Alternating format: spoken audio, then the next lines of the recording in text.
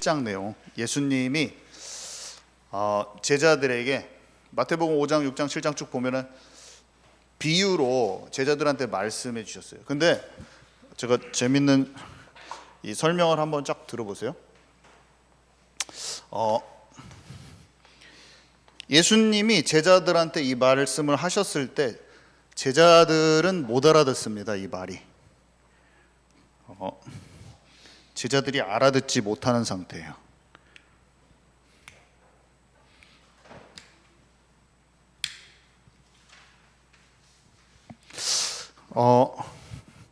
예수님이 지금 제자들과 있잖아요. 예수님이 많은 무리들과 함께 하시면서 이거를 말씀해 주세요. 그다음 제자들이 12제자와 따라다녔죠. 70인 제자들. 큰 무리가 있어요. 근데 이들이 성령을 아직 받지 못해가지고 지금 이 말씀이 이해가 안 가. 잘 영적으로.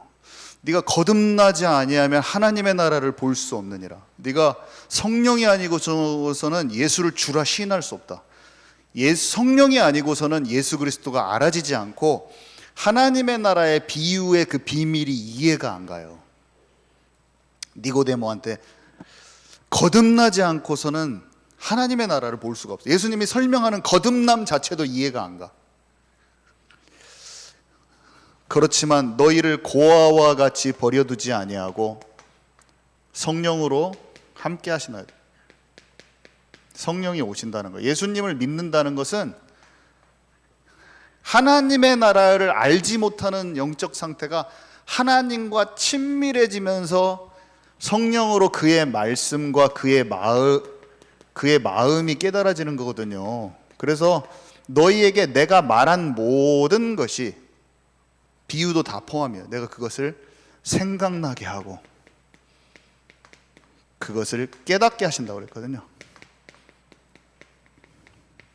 하나님의 사랑과 그분의 뜻과 계획이 다 이해가 가버려요. 나중에 언제가 되냐면 성령이 너에게 임하면 권능받고 땅까지 증인되리라. 그래서 사도행전 1장 14절에 그들이 예수님 옆에 같이 있었지만 이해가 안 가고 예수님 십자가에 못 박힌다고 하니까 십자가에 못 박히면 안 돼요. 예수님의 뜻과 계획을 몰라. 하나님의 뜻을 모르기 때문에 방해하고 이스라엘 나라를 지금 속국에서 해방시키는 게 언제입니까? 자꾸 육신 문제 말하고 상황이 어떻게 돌아가는지를 모르는 거예요. 지금 여기 우리가 같이 앉아 있어요. 우리가 같이 앉아 있는데 어떤 사람은 이 이전에 있던 제자들처럼 여기 앉아 있는 거예요. 우리 같이. 어떤 사람은 이 이후에 제자가 돼서 여기 앉아 있어요. 지금 저 여기 딱 보니까 두 부류로 딱 갈려져 있어. 예수님을 알기 전에 성령 받기 전에 지금 산상수훈 제자들처럼 산에서 지금 무리처럼 듣고 있는 사람들이 여기 앉은 속에 있고 우리는 항상 어디 가서 제자 훈련을 하잖아요. 그러면 이 똑같은 현상이 생기는 거야. 제자와 무리와 방해하는 사람들, 핍박하는 사람들 이렇게.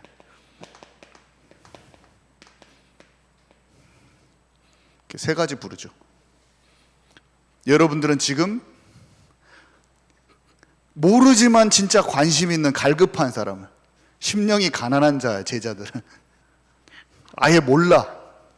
지금 떡고물 병 고침하고 막 이런 그거 지금 모이는 사람들, 여러분들이 가서 복음을 전하면 이렇게 하면서 제자화가 되는 거예요. 이렇게 하면서 복음운동이 일어나. 가서 전하면 말씀이 흥왕하여 세력을 이루는데 제자들이 바울 사도가 팀을 잇고 나가잖아요. 그러면은 반응하는 야손과 같은 제자들, 루디아 같은 제자들 딱 따라 붙어요.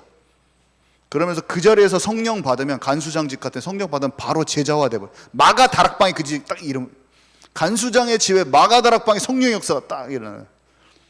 그러면서 그 옆에 알듯 말듯 막 하는 겁나게 많은 사람들이 주변에 예수님의 역사를 보면서 제자들의 역사를 보면서 뭔가 이거 되어지네 하면서 막 따라붙는 많은 사람들. 산업선교에 딱 가면은 막 우선 맞는 것 같은데 뭔가 이 엄청난 거 근데 아직 섞여가지고 비즈니스 하는 사람 막 모여 있어. 무리들. 어디 항상 있어요. 거기에 제자가 있고 무리가 있어. 제자만 따로 딱 훈련을 딱 시켜버리네. 그 중에서 소수를 따로 딱 모아가지고 딱 집중시키면서 제자 훈련이 들어가는데, 그 제자 훈련을 딱 지금 보고 있으면서 그러면서 핍박하는 자들이 항상, 그건 교회 안에도 있어요. 이런 원리로 계속 진행이 됩니다. 예수님이 거기서 제자들을 어떻게 하셨는가? 똑같은 원리죠. 그런 가운데 예수님이 하나님의 나라를 비유로 막 설명하고 비판하지 말라 그랬는데, 모든 원리가 비판하지 말라 그러면은 영적으로 하나님의 나라를 알아지지 않잖아요. 이 이후에는 성령이 임해서 이 말씀이 다 이해되어지는 상태인데, 이 이해가 아니라도 세상 말로도 비판하지 말라, 그것도 뭔가 사람들은 비판하지 말라는 뜻은 이해를 하는 거예요. 근데 영적인 참된 원리는 몰라요. 근데 제가 설명을 할 거예요. 세상에서도 비판하지 마, 너 너무 비판하지 마, 이런 말 하잖아요. 그죠? 아니면 비판해야 돼, 막 이렇게 하는 사람도 있잖아. 비판할 건 비판하고 살아야지, 막 이렇게 할 수도 있잖아요. 근데 이 비판하지 말라의 근본 영적 원리가 뭐냐? 여기 보니까 로마서 2장 1절에 판단하는 네가 같은 일을 행함이라. 자, 봐보세요. 사람들이 비판합니다. 바로 옆에 있는 사람. 부부가, 우리 부모님들 생각해 보세요. 부부가 막 남편과 아내가 막 싸워. 우리 엄마 아빠가 막 싸운다고. 당신이 뭐를 잘못했잖아, 당신은 뭐를 잘못했잖아, 막 싸우잖아요. 그죠? 싸울 수 있어요. 그죠? 그런 싸우는 현상을 생각해 보는 거예요. 그죠? 내가 생각할 때, 저 사람 진짜 이거 잘못했어 하면서 옳고 그름을, 내 마음에 어떤 기준이 있기 때문에 싸우는 거거든요. 그죠? 다르게 얘기하면 내가 너보다 이게 잘났다 이거예요. 내 생각엔 너는 이거 잘못됐다 이거잖아요. 그때 그 사람을 상대를 뭐라고 하는 거잖아요. 근데 판단하는 네가 같은 일을 행함이라 이렇게 돼 있어요. 제가 영국에 있는데 기사가 났어요. 기사가 어떤 아저씨가 밤새 PC방에서 포르노를 보고 음란물을 끝까지 보고 밤새서 봤는데, 아침에 일어나서 내나 같이 옆에 인사하고 지내던 아줌마, 동네 아줌마 딸이 7살인가 걔야. 근데 얘를 봤는데 늘 얘도 인사하고 알고 지내던 애인데, 영적으로 성적으로 욕망에 사로잡히니까 그 애기가 귀엽고 착한 아이, 내가 같이 이렇게 관계성 있는 애가 아니라 갑자기 그 아이가 자기의 정욕을 풀 대상으로 보인 거야. 갑자기 계속 밤새도록 포르노를 보니까, 소아 성의 포르노도 보고 계속 보니까.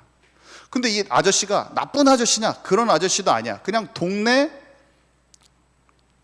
일을 막 열심히 하는 아저씨는 아니겠지. 그렇다고 막 이 사람이 크게 악한 사람이냐? 그냥 40대인데 그냥 밤에 그냥 PC방에서 많이 PC방 다니는 아저씨야. 아침에 얘를 데리고 가서 다리 밑에서 강간을 하고, 이 아이가 깨어나니까 옆에 있는 돌을 가지고 머리를 탁 때려가지고 죽였어요. 그래서 이 아이를 강간하고 이 아이가 그 자리에 죽었어. 그래서 그 사건이 이제 기사로 떴어요. 제가 그 기사를 읽었어요. 그랬더니 그 밑에 댓글이 달리는데 진짜 많이 달렸더라고. 죽여라, 이 자식을 죽여라, 교수형 시켜라, 사형제도 부활시켜라 하면서 수많은 사람, 이거는 진짜 이런 놈은 죽여야 된다 막 하면서 그게 딱 올려놨는데, 제가 그 글을 읽는 나의 심정을 제가 얘기하려고 하는 거예요. 그 사람보다 내가 더 변태인 것 같은 거야. 내 머릿속에 영적인 성적인 변태는 이 사람보다 10배 정도 더한 것 같다는 생각이 내가 딱 들더라고요. 제가 포르노에 완전 중독돼 있고, 음란에 중독돼 있고, 2박 3일씩 포르노를 보고, 계속 내 머릿속에는 사람을 보면 무조건 강간 시스템이야. 사람을 딱 보면 그 사람 바로 강간을 해, 내 머릿속에서.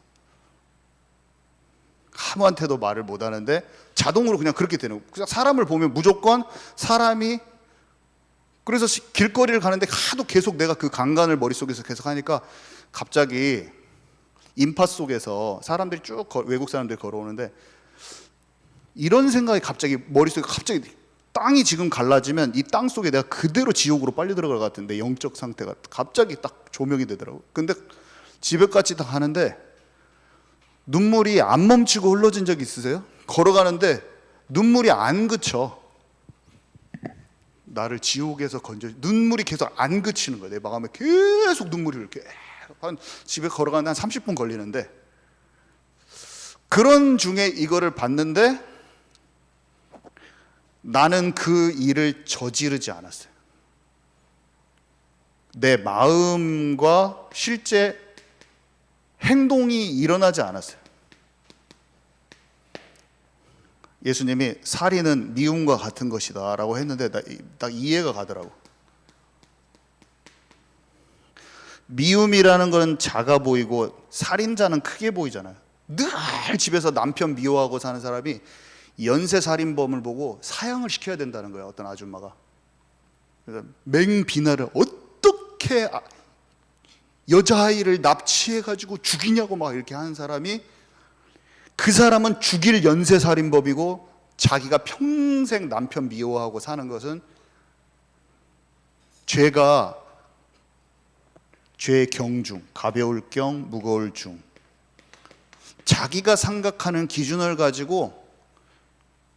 근데 성경은 뭐라고 말하냐면 판단하는 네가 같은 일을 행함이라, 이렇게 얘기를 하더라고요. 성경에서 비판하지 말라 했을 때 도덕적 윤리적인 기준을 가지고 비판하지 말라, 그게 아니에요. 이미 그 개념이 다른 거예요.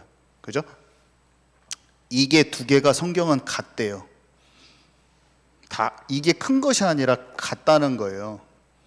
그러면서 왜 같냐? 하나님을 떠나서 속는 영적 상태가 같다는 거예요. 속는 상태. 그래서 비판하지 말라. 다른 사람 비판하지 말라. 너도 하나님 떠나고 짜도 하나님 떠났다. 거기에서 비판하지 말라는 거지. 그냥 인간적인 말로 세상 사람도 비판하지 말라. 사대 성인인 예수님께서 참 멋진 말을 하셨군요. 비판하지 말라. 비판하지 말고 삽시다. 이것이 아니잖아요, 지금. 근본 영적인 것을 아는 데서 나오는 비판하지 말라잖아요. 저는 알았어요. 이러다가 예수님을 만났는데 가인이 아벨을 죽이기 전과 죽인 후가 어쨌든 똑같은 상태에 하나님을 떠난 거예요. 저질렀냐 안 저질렀냐 그 차이가 아니라 하나님을 떠나서 마귀에게 잡혀있는 인생, 자범죄가 행위로 나올 수밖에 없는, 마음에 열매 맺을 수밖에, 사단의 습성과 성질을 따라갈 수밖에 없는 그 영적 상태가 끝나야 되는 거예요. 죄와 사망의 법에서 해방됐다 그러면 성령을 조차 행하는 행함이 나와버리는 거예요. 행함이. 예수 믿고 천국 간다, 이런 단순한 문장으로는 설명할 수 없는 하나님의 나라, 행함으로 나오는 믿음을 얘기하는 건데, 그걸 예수님이 하나님의 나라를 설명하고 들어가시는 거죠. 종교놀이를 끝내라, 이거는 예수님을 믿고 다 오지만 마음속에 미묘하게는 늘 마귀밥이 되어 있는 상태를 끝내라는 거예요. 늘 염려도 죄라니까. 염려와 걱정이 공황장애라는 병을 낳는데, 그 병이 죄라. 병인데 왜 죄입니까? 영적 상태를 얘기하는 거니까 죄라니까. 걱정이 왜 죄입니까? 사람 걱정할 수도 있지. 걱정이 하나님을 인정하지 않고 하나님이 나를 이끌어가는 삶을 알지 못하는 원죄라. 그러니까 염려와 걱정이 죄야.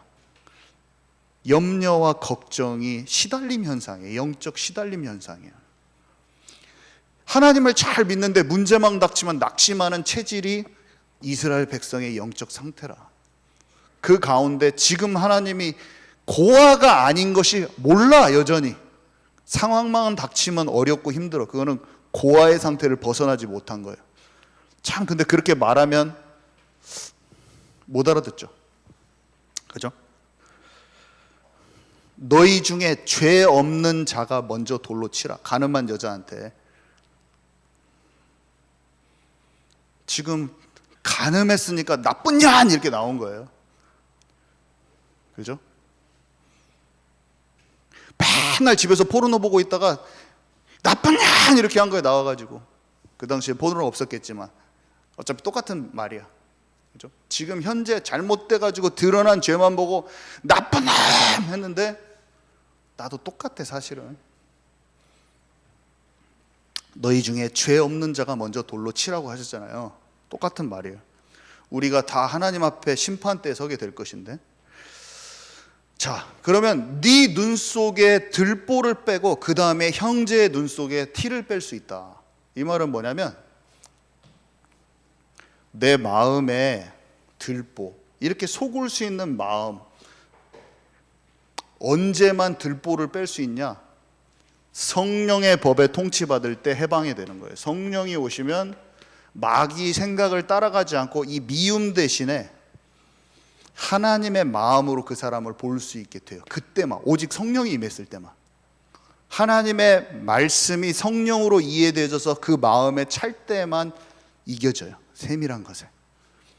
그때 내 들보를 뺄 수 있어요. 들보를 뺄 수 있다는 말은 한번 죄를 이긴다는 말이에요. 결국에 쉽게 얘기하면. 그때 다른 사람에게 있는 티를 빼줄 수 있는데, 그 티도 행위적으로, 왜 행위를 그걸 잘못했어 하지마 그거 하지마 이런 식으로 해서 그 사람의 티를 빼주는 게 아니라 그 사람을 성령의 법에 통치받도록 도와줄 수가 있는 거예요. 그 원리를 알기 때문에. 이해 가죠? 그때만 사람을 살릴 수 있어요. 그때 그 사람에게 복음을 줘서 살릴 수가 있는 거예요. 결국에 복음을 주고, 복음이 이해간 사람이 하나님께 집중하면서 사도행전 1장 14절에 오직 성령으로 들어갈 때만 그 사람이 뺄 수가 있어요. 자기 스스로 뺄 수 있어요. 그 원리죠. 이게 그 원리. 자, 그래서 두 번째, 거만한 자는 진리를 거부한다 그랬는데, 거룩한 것을 개에게 주지 말고 진주를 돼지 앞에 던지지 말라. 자, 거룩한 것, 개, 진주를 돼지에게 두지 말라. 여러분, 진짜 그 조개에서 나오는 그 진주를 그 돼지한테, 저기 축사장에 있는 그 돼지한테 주지 말라, 그 말일까요? 비유일까요? 비유겠죠? 개가 진짜 도구 개일까요? 아니면 비유일까요? 비유겠죠? 그죠? 이렇게 주면 어떻게 되냐면, 발로 밟고 돌이켜 너희를 찢어 상하게 할까 염려한다 이렇게 돼 있잖아요. 뭔가 사실은 이거 아까 이거를 준비해 놨는데 오늘 태준이가 이걸 저한테 질문을 하더라고요. 마태복음 15장. 제가 이걸 너무 재밌더라고요. 마태복음 15장 26절에 대답하여 이르시되 자녀의 떡을 취하여 개들에게 던짐이 마땅하지 아니하니라. 자, 자녀의 떡이 뭡니까? 떡이 뭐죠? 떡이 예수님 말씀이 떡이잖아요. 예수님 이 떡도 먹고 그런 떡이 아니야. 개는 뭘까요? 합당하지 않은 사람이겠죠. 당연히 자녀의 떡, 하나님의 자녀의 말씀을, 그죠? 아무에게나 주지 말라게. 개는 받지 않는 사람, 거부하는 사람이겠죠. 근데 그 여자가 15장에 보면 이런 내용이다. 여자가 개도 주인의 상에서 떨어지는 거 먹지 않습니까? 하면서 그 소중하게 여겨 하나님의 말씀을. 그러니까 네 믿음대로 될지어다 하면서 그 집 딸이 기적, 이게 치유가 되거든요. 무슨 말인지 알죠? 그 여자는 이방인 여자예요, 한마디로. 근데 어떻게 보면 세상 사람들이 봤을 때는 개와 같이 하나님의 거룩한 것을 받아야 돼. 유대인들이 봤을 때는 합당하지 않은 자예요. 이방인, 하나님 말씀이 필요 없는 자처럼 보여요. 근데 그 여자가 어떻게, 개한테도 그 주인의 상에 떨어지는 것, 무슨 말인지 알겠죠? 자기한테 필요하다는 거예요. 주님의 말씀이. 그런 소중히 여기는 마음, 자기를 그렇게 딱 표현한 거예요. 그러니까 주님이 그 믿음을 보시고, 둘 다 비유로 서로 얘기했네. 예수님도 비유로 얘기하고 그 자매도 비유로 얘기한 거예요. 성경에 보니까 잠언 9장 7절에서 8절 보니까 거만한 자는 징계하는 자를 도리어 능욕하고 악인을 책망하는 자는 도리어 흠이 잡히느니라. 거만한 자를 책망하지 말라. 그가 너를 미워할까 두려우니라. 지혜 있는 자를 책망하라. 그가 너를 사랑하리라. 잠언 23장 9절에 보니까 미련한 자의 귀에 말하지 말지니 이는 그가 지혜로운 말을 업신여길 것임이라. 여기 아까 거룩한 것을 계획해 주면 발로 밟고 또 찢고 상하게 한다고 그랬잖아요. 여기 보니까 거만한 자는 징계하는 자를 도리어 능욕으로 받고, 무슨 말인지 아세요? 거만한 자, 개 같은 사람, 하나님의 말씀과 복음과 진짜 진리를 그에게 갖다 주잖아요. 그러면은 거만한 자는 우리가 징계하고 책망하고 복음을 전할 때 진짜 우상숭배하지 말고 예수께로 돌아오라 우리가 얘기할 수 있잖아요. 그러면 그런 말 하면 책망하는 자를 흠잡고 아까 상하게 하고 찢는다고 그랬잖아요. 바울이 유대인들한테 복음을 전하니까 거만해, 이 사람들이. 우리가 사도행전 지금 계속 보면 비방과 계속 쫓아다니면서 죽이려고 그래요. 마음의 우상에 쩌드는 것을 빼기 싫어하는 사람은 항상 있어요. 그 사람들은 쫓아다니면서 공격하는 원리를 주님이 설명하시는 거예요. 그러면서 그 사람은 흠을 잡고 미워하고 욕하고 흠잡고 미워하고 업신여겨요. 복음 전하는 사람. 우리가 복음 전할 때 항상 그런 사람이 반드시 나타납니다. 이 원리를 알고 있어야 돼요. 그래서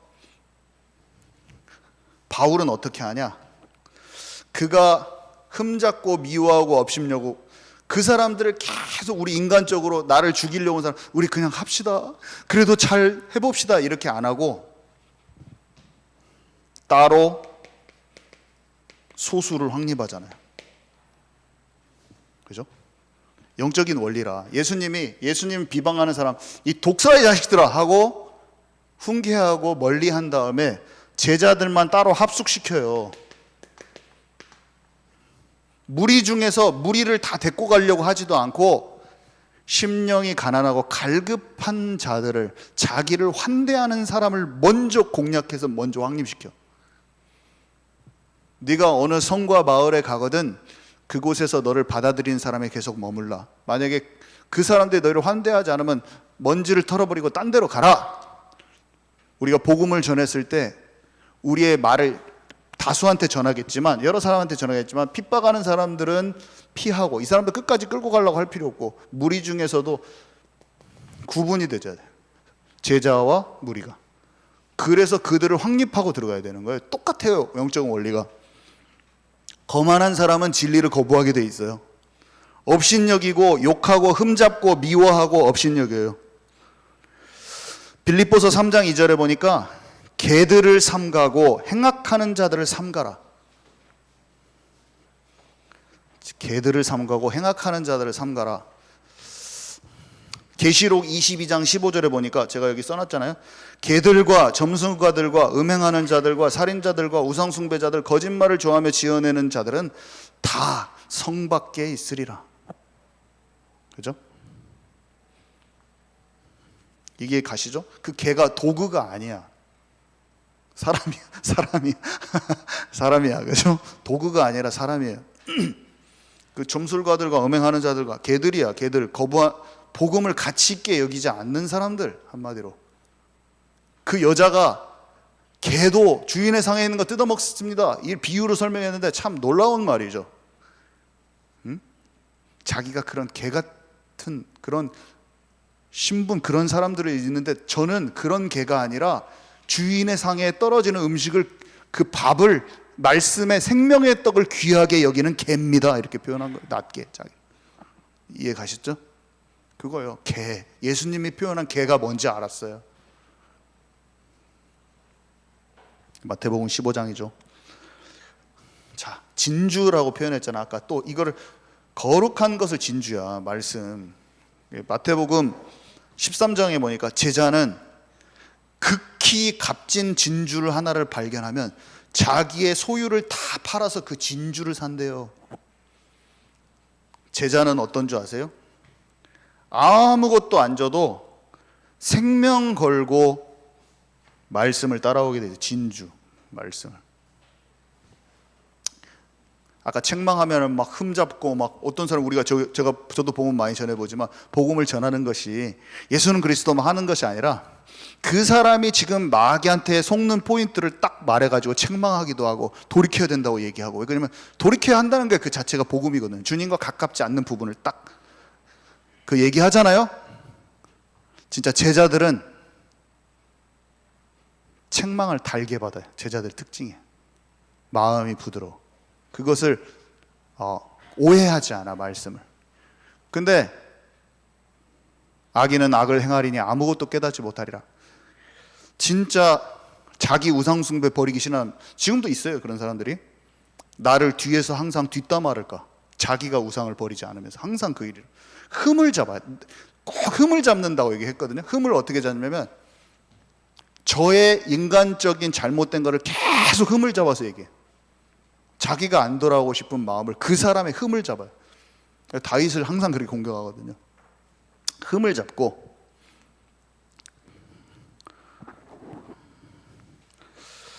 미워하고 그 말을 업신여기죠. 업신여기.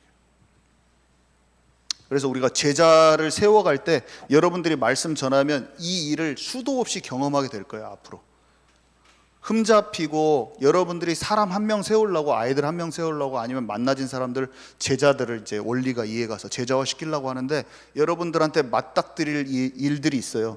계속 흠 잡습니다. 따라다니면서 흠 잡고. 여러분들의 책망, 진짜 예수께로 돌아오라는 말을 안 받아요. 그래서 그런 사람들을 계속 그 사람들한테 책망하고 있으라고 하지 않았죠. 여기서는 그 일은 발생하는데 놔두고 제자를 세워야 돼요. 놔두고 제자를 집중. 무슨 말인지 아시죠? 놔두고 핍박은 받아, 욕은 먹고 오해 속에서 계속 살아. 계속 예수님, 바울, 이단의 괴수라 계속 칭함받으면서 예수님 계속 욕먹어. 종교인 제사장들이 계속 따라다니면서 네가 그리스도냐 막 조롱해. 막 바울이 이단의 괴수로 찍혀가지고 계속 욕먹고 다니면서 제자들만 딱 세워버려. 앞으로 여러분 삶 속에 계속 이단의 꼬리표, 조롱의 꼬리표, 오해의 꼬리표 계속 따라다닐 것입니다. 계속 그 꼬리표가 끝까지 따라다닐 것입니다. 근데 하나님이 제자를 붙이실 것입니다. 그래서 그 제자가, 여러분을 통해서 제자가 세워질 거예요. 너무 신기하죠? 진짜 신기해요. 저 이게 너무 신기해 죽겠어. 여기 아까 이렇게 써 있었잖아요. 너를 미워할까 두려운데 거만한 자를 책망하지 말라. 그가 너를 미워할까 두려우니라. 근데 지혜 있는 자를 책망하라. 그가 너를 사랑하리라. 제자들은 책망을 달게 받고 책망해 주는 사람을 사랑해요. 따라와요. 제자 따라와. 사람을 주께로 찾고 우상숭배하지 말란 말을 진짜 싫어하면서 미워하는 사람이 있고, 하나님의 말씀을 내가 좌우의 날선검같이 그 사람 심령에 꼽아 넣어도 기쁨으로 함께하는 사람들이 나와버려요. 제자들. 자, 그래서 3, 4번은 제가 간단하게 말로 하고 끝나는데요. 구하라 구할 것이요, 찾으라 찾을 것이요, 문을 두드리라 열릴 것이니. 이 말은 저는 어렸을 때 이거 가게집 가면 엄청 많이 써 있어요. 그래서 아줌마들이, 사장님들이 아이고 경제 좀 구합니다, 경제를 주옵소서 하면서 딱 그걸 붙여놓거든요. 근데 이거 성경 구절이 마태, 마가, 누가, 요한복음에 여러 군데 써 있어요. 근데 딱 이렇게 써 있어요. 악한 자라도 좋은 것으로 자식에게 줄 알거든 하늘의 아버지께서, 너희 아버지께서 구하는 자에게 성령을 주시지 않겠느냐. 이거였어요. 그 구하는 것의 목적은 성령이었어요. 읽어보세요. 그 연결돼 있거든요. 그러면 어떻게 되냐면 예수님을 알고 그리스도로 알게 됐고, 그가 고아로 버려두지 않고 성령으로 함께 하겠다는 약속을 알고 주님의 마음을 진짜 알기를 원하고 하나님의 나라를 진짜 간절히 소망하게 된 제자들, 그래서 수많은 5,000명, 10,000명인 제자들 중에서도 120명의 소수가 그것을 바라고 찾고 구한 사람들, 구하는 자 구할 것이요 찾으라 찾을 것이요 두드리라 열릴 것이니 너희를 고아와 같이 버려두지 않고 성령이 임할 것이다 라는 약속을 붙들고 하나님께 간절함으로 나아오는 그 사람들. 하나님, 저는 하나님 없이는 못 살아요. 성령 충만을 주세요. 제 힘으로는 육신 체질이 이겨지지 않아요. 베드로와 같이 너무 속기 쉽고 제 마음의 생각 수준으로밖에 저는 살아갈 수 없사오니 성령으로 충만함을 주시사 하나님 나라의 아버지의 뜻과 계획을 알게 해주시고 내 마음에 하나님 나라가 임하기를 저는 그것만 원합니다. 다른 방법 아무리 해봤자 안 됐습니다. 성령 충만만 원합니다. 그 마음으로 하나님 앞에 삶을 그냥 살고 있으면, 막 모여가지고 맨날 기도하면서 하는 것도 좋은데 그 진실된 마음으로 오늘을 살아가고 있으면 그 사람의 성령 충만 빠. 대준이가 전부 다 반에서 친구들 다 포르노 보고 있는데 혼자 기도처를 찾아서 상담실에 가가지고 기도를 하고 말씀을 읽는 거를 얼마 하지 않았는데 그냥 영적으로 열리면서 성령 충만 빡. 경찬 형제가 아버지 일을 가업을 물려받아서 잘 해봐야겠다 생각했지만 다른 힘으로는 안 되겠어서 교회에 그냥 40일간 나오더라고. 그냥 혼자 여기서 자고 가더라고. 제가 봤더니 성령 충만 빡. 그래서 보니까 사람이 달라져 버리더라고. 사람이 영으로 걷는 그게 딱 느껴질 만큼 맨날 술 마시고 딱 뭐 경찬 씨가 술 먹고 응급실 갔다는 소식을 옛날에 들었는데 이제 지교에 열려진 빡. 딱 바뀌어버린 사람이 하나님의 사람이네. 영적 성령 충만이네. 딱 성령 충만이 임해버리는 거죠. 그 집에 성령 충만이 딱 형통한 자의 축복이 알파문고에 딱 임해버려요. 경찬 형제가 알파문고를 맡은 때부터 하나님께서 그 알파문고에 복을 내리사 매출을 2배가 되었느니라. 딱 지금 다른 성경에 지금 기록돼서 지금 딱. 그래서 그 뒤에 내용은요, 그 내용이에요. 성령은 말씀을 깨닫게 하고 반드시 열매 맺게 하셔요.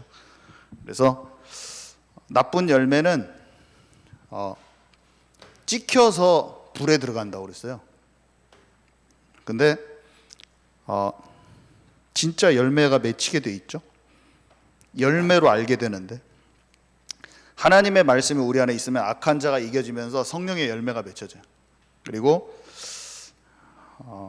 그렇게 되죠. 네, 이 내용은 내일 조금 더 설명하도록 하겠습니다. 내일 중고등부 예배 때 마칩니다. 주님 감사합니다.